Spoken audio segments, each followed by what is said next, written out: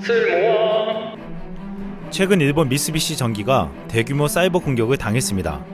일본 방위 기밀이나 전력 철도 등 기간 시설 관련 정보가 유출됐을 가능성이 있다고 아사히 신문이 20일 보도했습니다.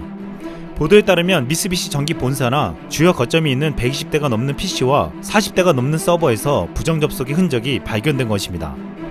미쓰비시 전기는 물론이며 방위성, 환경성, 내각부, 원자력 규제위원회, 자원에너지청 등 10개가 넘는 일본 행정기관과 전력통신, 철도, 자동차 분야의 대기업 등 적어도 수십 개에 달하는 일본 기업에 부정한 접근이 있었다는 것입니다.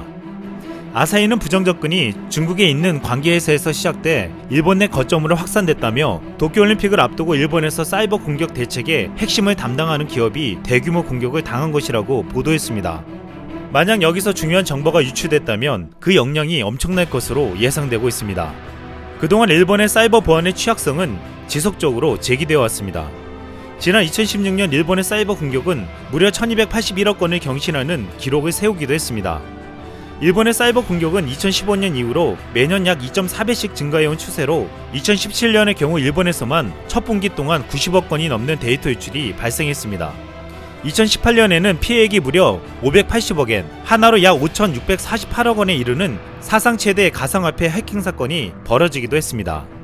그런데 올해 열리는 도쿄올림픽에서도 엄청난 사이버 공격의 위협이 감지되고 있습니다.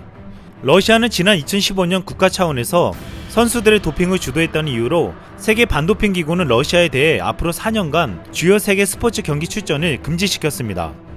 이로 인해 2020년 도쿄올림픽과 2022년 카타르 월드컵, 2022년 동계올림픽 등에 출전할 수가 없습니다. 이에 많은 전문가들은 러시아 국가 지원을 받은 해커 그룹이 도쿄올림픽을 표적으로 할 것이라고 전망하고 있습니다. 이 러시아 해커 그룹은 그동안 러시아 선수의 부정행위를 규탄하는 상대가 누구이든 표적으로 삼아왔습니다. 러시아는 2016년에도 자국 육상 선수단이 브라질 리우 올림픽에 출전하지 못하게 되자 해킹을 벌인 적이 있습니다. 또한 지난 2018년 평창 올림픽에서도 러시아 선수단이 자국 국기를 내걸지 못하게 하자 공격에 나선 바 있습니다. 평창 올림픽의 개회식 때 악성 코드가 올림픽 IT 시스템의 백엔드 전체를 다운시켜 발권 시스템 및 와이파이 올림픽 응용 프로그램 등을 혼란에 빠뜨렸습니다. 당시 러시아는 마치 북한이 한 짓처럼 보이도록 시도했으나 나중에 러시아의 소행으로 밝혀졌습니다. 사이버 보안이 취약한 일본은 지금 보복 공격할 거라고 예상되는 러시아의 사이버 공격을 우려하지 않을 수가 없게 되었습니다. 일본은 도쿄올림픽에서 러시아 사이버 위협에 맞서 싸워줄 적임자로 한국을 선택했습니다.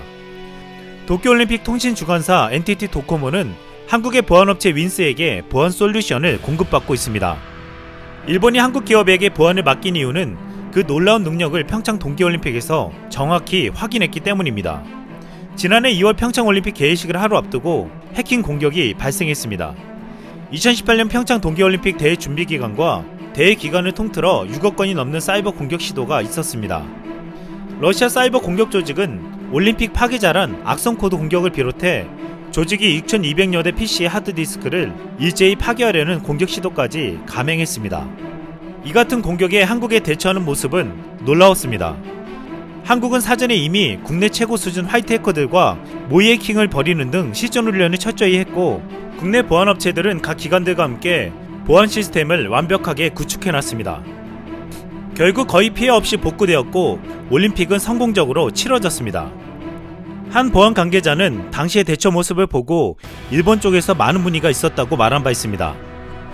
일본은 도쿄올림픽을 성공적으로 치르기 위해서는 러시아 해커들을 성공적으로 막아낸 한국의 보안 시스템이 절대적으로 필요한 상황이 되었습니다. 최근 한일 관계 악화로 NTT 도코모는 윈스의 솔루션 공급에 차질이 생기지 않을까 우려하기까지 했습니다.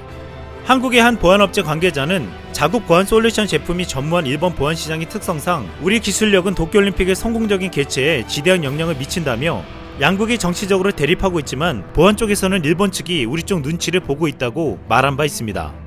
게다가 미국 마이크로소프트가 지난 14일 PC 운영체제인 윈도우 7에 대한 기술 지원을 중지했습니다. 이 때문에 일본은 도쿄올림픽 기간 중 발생할 수 있는 사이버 공격에 긴장하고 있습니다. 일본 정부는 공공기관과 기업, 일반 사용자 윈도우 7 사용률을 낮추고자 노력하고 있지만 올림픽이 열릴 때까지 최대 900만 대의 PC가 윈도우 7 체제를 그대로 사용할 것으로 전망되고 있습니다. 지금 도쿄올림픽은 여러모로 사이버 보안에 위협받고 있습니다. 그러나 전체 IT 예산 중 사이버 보안에 지출하는 비중이 1%에서 3%에 불과하다고 답한 일본 조직은 22%에 달했으며 이는 전세계 평균에서도 한참 떨어지는 비중이었습니다. 그동안 일본이 지속적으로 이러한 사이버 공격에 그대로 노출되는 이유는 정부기관의 태만에 있다고 지적되어 왔습니다. 이것은 일본과 같이 협력하는 다른 국가 역시 동일한 위험에 처하도록 만들고 있습니다. 실제로 일본 사이버 보안 조치율은 미국이나 다른 유럽 국가보다 미진하다고 알려져 있습니다. 유럽의 경우 64%가 정보보안 책임자를 두고 사이버 공격에 대한 위험을 관리하고 있지만 일본의 경우 겨우 절반만 넘는 55%의 기업만이 사이버 공격에 대한 위험 평가를 진행하고 점검하고 있습니다. 게다가 최고 정보보안 책임자가 없는 민간 기업의 경우 약 4분의 1가량만이 이러한 조치를 취하고 있습니다. 즉 일본의 정부와 기업들은 그동안 수익성 강화에만 신경쓰며 보안에는 돈을 쓰고 싶어하지 않았습니다.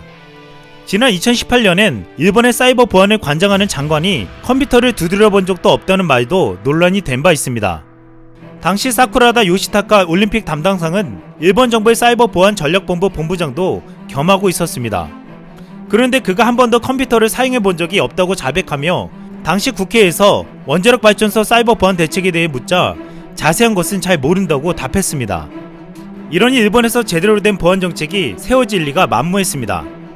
일본은 지난해 9월 국회의원들이 한국을 찾아와 한국 보안의 우수성을 배우기도 했습니다.